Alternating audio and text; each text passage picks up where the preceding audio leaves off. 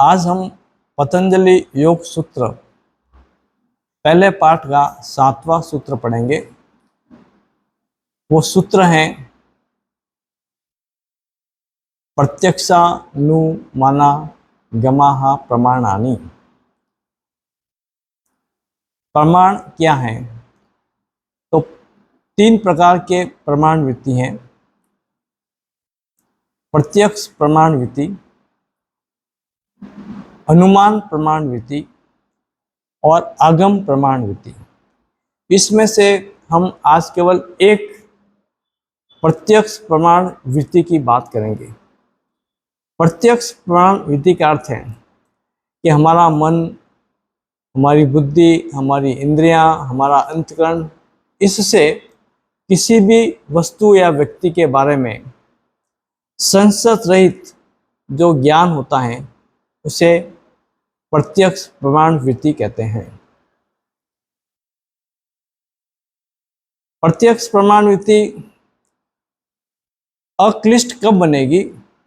जब वह हमें योग मार्ग से जोड़ेगी, योग में उत्साह बढ़ जाएगी और चित्त की वृत्तियों का निरोध करेगी। क्योंकि योग की परिभाषा योग शास्त्र में ये दिया गया है, योगश्च चित्त वृत्ति निरोध। और इसके अगर विपरीत होता है तो यही वृत्ति क्लिष्ट बन जाएगी, दुख का कारण बन जाएगी, क्योंकि वो हमें योग मार्ग से नहीं जोड़ेगी। अब आप प्रश्न पूछ सकते हैं कि इससे हमें सांसारिक लाइफ में क्या लाभ है? तो संसार में भी इससे हमें बहुत लाभ है, क्योंकि जो हम प्रत्यक्ष प्रमाण से अनुभव करेंगे और अगर उससे हमें नुकसान होता है तो उसे छोड़ने के लिए कार्य करेंगे, तो उसमें लाभ मिल जाएगा संसार में भी। जैसे उदाहरण के तौर पर प्रत्यक्ष प्रमाण वृत्ति है कि गर्मी के दिन है, एसी अच्छा लगता है और लंबे समय तक एसी में रहने के बाद जो हड्डियां कमज़ोर होती हैं, धूप में आदमी निकल नहीं सकता, फिर धूप से एलर्जी होनी शुरू हो जाती है, तो उससे अल्टीमेट नुकसान होता है। तो हम प्रत्यक्ष प्रमाण वृत्ति से यह तय करके एसी का कम प्रयोग या ज़्यादा ठंडा नहीं चलाएंगे या ज़्यादा देर नहीं रहेंगे, ऐसा कुछ मैनेज करके उस दुखों से बच सकते हैं, या कुछ समय सनलाइट में भी बैठेंगे तो संसार में भी इसका लाभ मिल सकता है।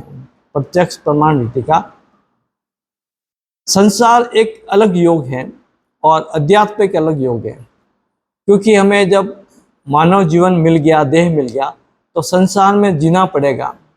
लेकिन संसार में किस दृष्टि से जीना है ये योग शास्त्र में समझाएगा कि उतना ही सिस्टम को, सांसारिक सिस्टम को काम लेना चाहिए, जिससे हमारा शरीर, हमारा अगला जन्म खराब न हो और हम अध्यात्म धर्म से जुड़े रहें और वास्तविक चीज़ों को समझें।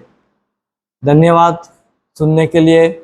अगर वीडियो अच्छा लगा हो इसे लाइक कीजिए, शेयर कीजिए, सब्सक्राइब कीजिए। बहुत बहुत धन्यवाद। आगे इस वीडियो को देखते रहेंगे, धीरे धीरे सारी बातें आपको धीरे धीरे आराम से समझ में आएगी।